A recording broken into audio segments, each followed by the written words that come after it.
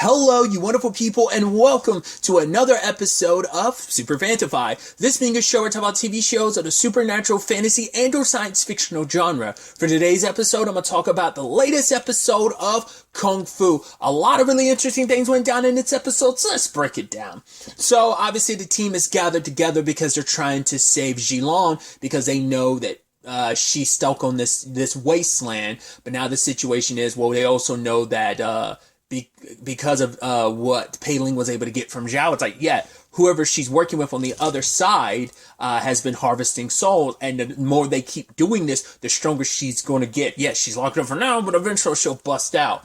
Because we have no idea how many of the warrior and, how much of the warrior and guardian bloodline exist anymore.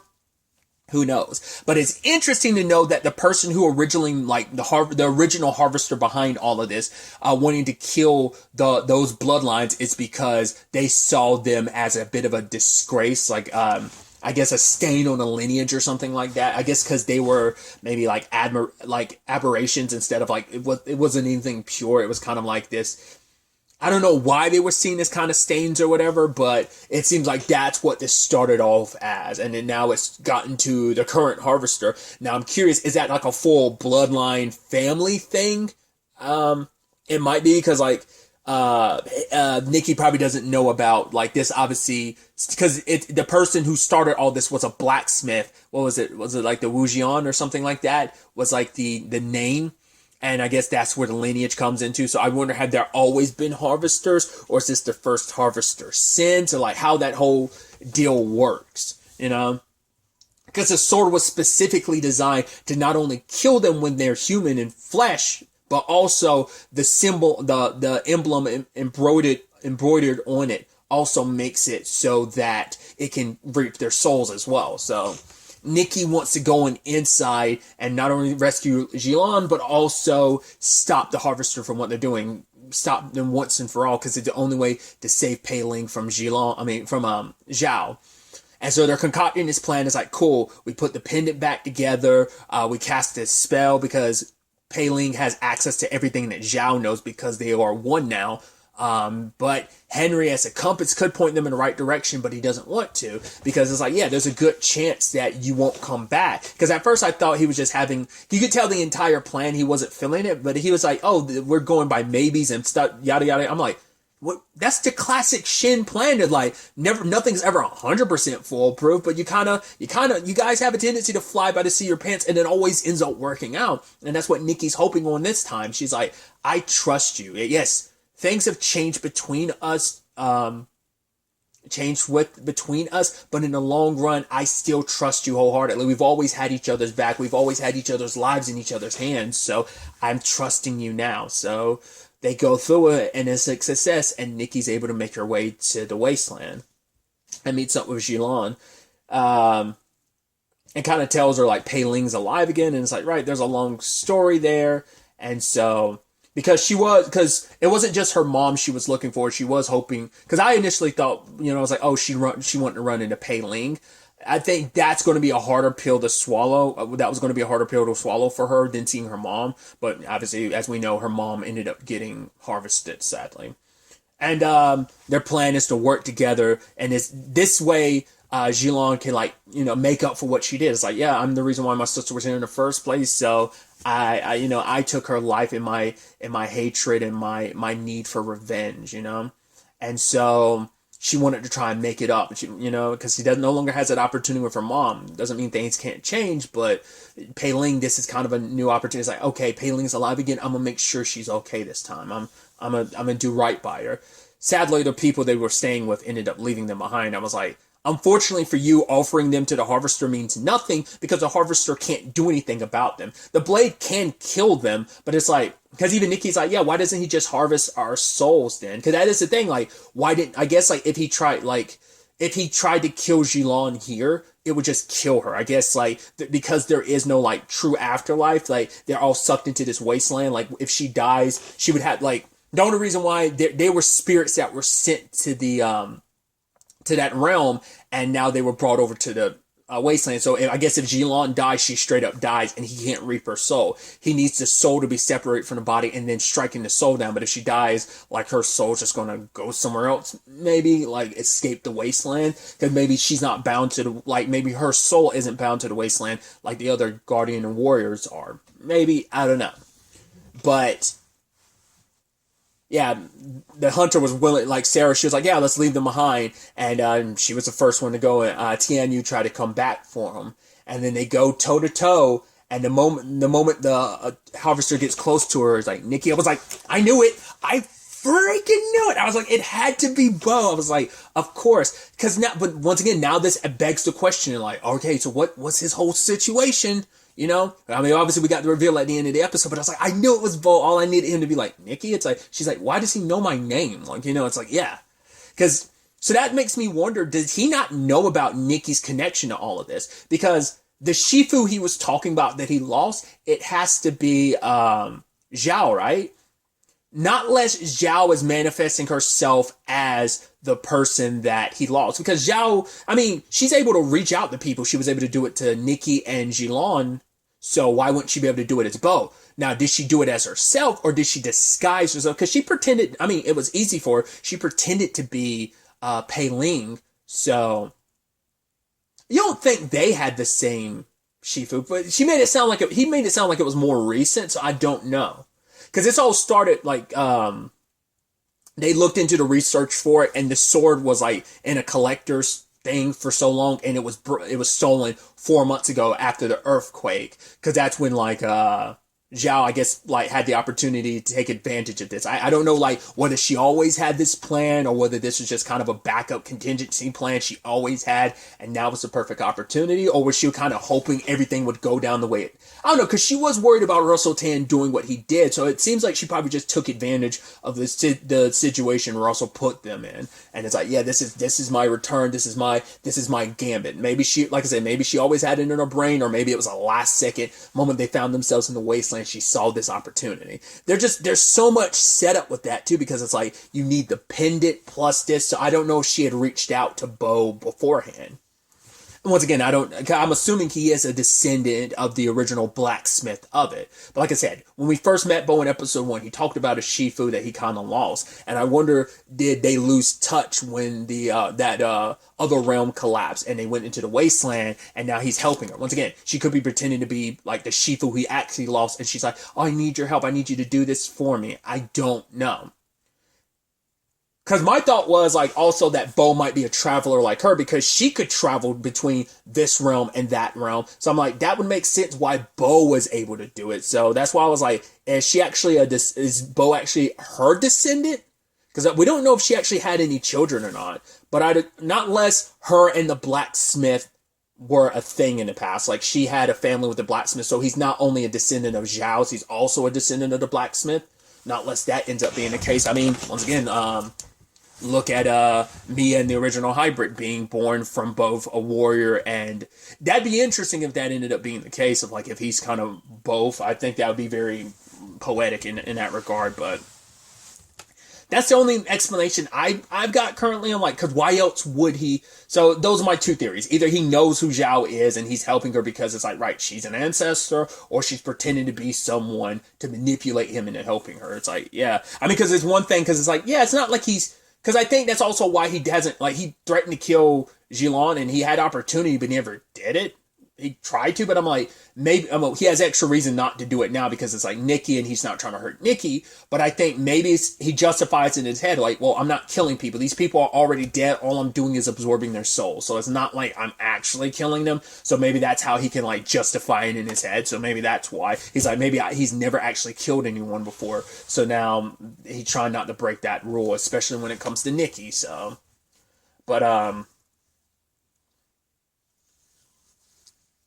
when Nikki had the shot to kill him, which she's not into the whole killing people thing, especially there's going to be some hesitancy when it's revealed to be Bo, but she decided when she had an opportunity to grab Jilon. And I do love that Pei Ling was able to get, because no matter what he did, Henry couldn't lock onto the sword or anything anymore, but it's because it's like, right, you're not trying everything. I know it hurts, but you still love her. Use that emotion. Don't try and feel with your head, feel with your heart. And even if it hurts, you got to use those feelings. Because I know, like, use your connection to Nikki, and he feels all his feelings, and that draws. Luckily, he was able to pull them through, not just Nikki, but also Jilan. And I was wondering what that reunion was going to be like. I was like, oh, is Pei-Ling going to run over to Jilan? Is Jilan going to run over to Pei-Ling? But it's like, well, no. I mean, well, because they were all kind of under the impression, like, she died. So I was like, oh, in actuality, she's still alive. And that's got to rub you a little bit the wrong way, because it's like, well, Pei-Ling's alive because of unique circumstances, whereas Jilan never actually died, but she almost died doing the right thing. She was trying to do the right thing. She was still kind of on her bad guy, path of revenge, that she was like leading Mia down and everything. So she made mistakes even last season, but it is that situation of, man, and obviously too, there is a whole thing of, well, you did murder Pei-Ling, so obviously, I mean, Simon kind of, was a little more willing in forgiveness. It's like, it's one thing when it's just a stranger, it's another thing when it's your own sister, your baby sister too, so it's like, yeah, there's a lot they're gonna have to work through, but having Jilan back is definitely gonna be interesting. Sadly, Nikki didn't rip off the mask to find out it's Bo, but now Bo knows her involvement in all of this, and so that's definitely going to make things awkward, especially because she opened up to him about everything, which is like, so no wonder he was so open about the supernatural, because he knew about the world. He just didn't know Nikki was. And now he's like, oh, there's good magic and there's bad magic, which makes me think he thinks, once again, if he sees Zhao as Zhao, and Zhao like, oh, like, I'm your ancestor or whatever, he probably thinks she's good magic. But now it puts you in, it's got to make you question, because you're like, wait, Nikki is a good person. I even said so myself. So it's like, am I on the wrong side of things? He's probably super not going to tell her. That just might be him playing the role. This also in the back of your mind, because I was thinking the entire time it's Bo, that he's the bad guy. I'm like, well, I'm just presenting an opportunity for Henry and her to get back together. So it's like, yeah, you were meant to be together, and this is it was kind of a bump in the road, that was the evil bad guy Bo. Once again, he could be misunderstood, and he could just be kind of doing it wrong, but obviously he's not going to tell Nikki, and that's just going to make him worse and worse. The fact is, he's hiding this from her now, knowing, because she's like, right, whoever it was knew who she was, but it's like, oh, maybe Zhao told them about Nikki, but the way he said it wasn't just like oh, you're Nikki Shin. They would have said that. You didn't say your full name, just said Nikki. Whoever it was had very familiarity with you, so I don't know if Nikki's really going to pick up on that, but we'll see how things kind of go on that front. Oh boy, those siblings reunited, and like I said, I think it's going to be so interesting and so awkward going forward. So it's going to be interesting to see what happens on that front. Another angle to this episode is Althea helping out Dennis's sister Chloe, because some money went missing, and she's afraid that, like, right, if my parents find out, they're going to think I did it because of her checkered past, but it's also because all the evidence points towards it being her. So they're running down the list of suspects, and obviously it's like, Althea's a little bit more of a natural at this than Chloe is. But Chloe's like, you've only been doing this for like a couple of days, haven't you? It's like, only been an investigator for a while. It's like, no, she's been an investigator ever since Nikki came back to the family fold. It's like, the moment Nikki came back from China, it's like, yeah, she's been helping out Nikki. So she's got a lot of experience as an investigator, helping look into stuff and figure, piecing a lot of this stuff together. So together, they were able to narrow down the list of suspects, and one of the suspects ended up being a coroner, because it's like, no, she comes from a wealthy family. It's like, yeah, you still came from a wealthy family, and that stopped you and your bling ring gang from doing what y'all did. So, but they, like, obviously she has the alibi and stuff. I was like, I was in Bora Bora, and I was like, well, considering who she's going up against, I was like, well, there could be an aspect of Althea being like, it's time stamped and everything, but like, I'm sure, like, if you're smart enough, you could like fake that, so that's why. But Althea had Dennis look into it a little bit more. It's like, cool, you didn't graduate from where you said you were. In fact, you're not even who you claim to be, because you're using a fake identity. Everything about you is fake and is a lie. So return the money you stole. We're going to call the cops. So, and that was pretty badass. And we got some interesting reveals in that, because it's like, right, it's kind of bad, like, Chloe's in a complicated spot. It's like, right, you're so like filling in this void in the family business that if you're not unhappy, if it makes you scared that you're going to screw up at any point in time, just like walk away from it. I mean, look at Dennis. It's like, yeah, after your family cut him off, it's like, well, yeah, but mom and dad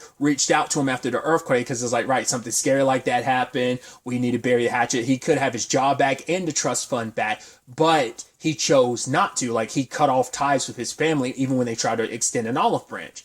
And it's like, why didn't you say anything? But because for him, it's like he knows what his family is and what they've been about. Once again, they did business with Chase, and he didn't appreciate that. And in fact, his unwillingness to go along with it, they ended up cutting him out and everything. So there's that. But, you know, but also for Dennis, he likes who he is. Like, for once, he doesn't have to worry about carrying on his family's name or worry about using their money. He's able to make a living for his own. Like, because even Althea's like, yeah, she thought tech would have been her entire life. And yeah, it wasn't the way she thought things were going to go. And it was kind of under other extenuating circumstances that led her to this. But she found another avenue in life just like Dennis did. And Dennis doesn't want to lose who he's become in all of this, not being so self-reliant on his family's name. Because with his family's name and money, he never knows like how much did I gain on my own. That was a concern he had previously, you know, when he was working with his dad. So it's definitely going to be interesting to see how things kind of go on that front, because Althea is telling him more so to do it for his sister, because she's drowning with all the pressure, because she's kind of filling that void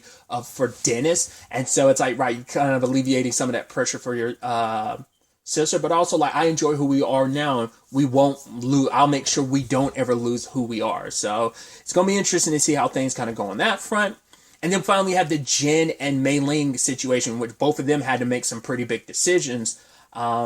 Obviously, Jin confronts Anthony about his betrayal, and now the question is like, right, obviously, who's ever behind this? The private security company that was involved with everything in the first episode of the season. It's like, obviously, they're blackmailing him. And Jin confronts Anthony, and Anthony doubles down. Because whatever it is they got on him, they got him good. He's shook and scared. He's like, no, I'm doing Ordinance 11, yada, yada, yada. He's like, oh, and if I didn't say yes to it, I would have lost. And it's like, even if you had lost, at the very least, you would have still been able to kind of keep your self-respect. But for him, it's like, yeah, it's the game. That's politics for you. You kind of get give and take and stuff like that. That's kind of just the name of the game is a lot of handshaking and stuff, like backdoor deals type of thing. It's not what Anthony's trying to do, but it's just more so like a byproduct of him, like, instead of asking for help in this regard, like, he doesn't even want to admit whatever it is that they have on him. And Jin was already disappointed in him before, but even more so now when he's like, hey, I got this job in this position about the community and stuff like that, like helping out with it. I need someone to kind of spearhead that. And once I get the job of,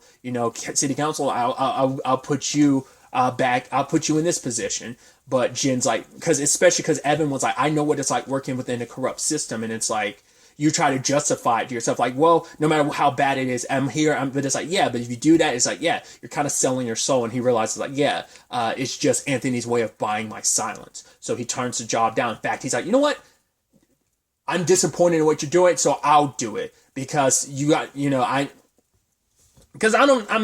Jin probably has no skeletons in his closet, but there's a lot that his family can be used against him. And I mean, that's the political game.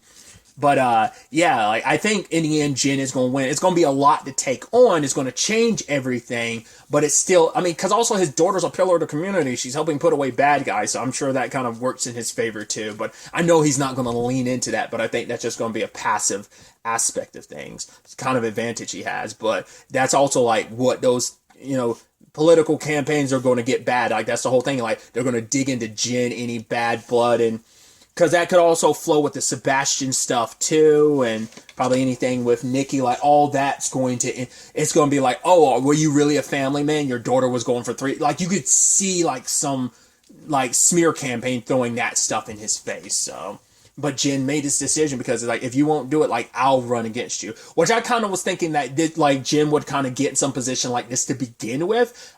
We still got there. It's just not the route. I didn't know like, oh, he worked with Anthony. Anthony would disappoint him because it's like, oh, he bowed down to like the blackmail, and now like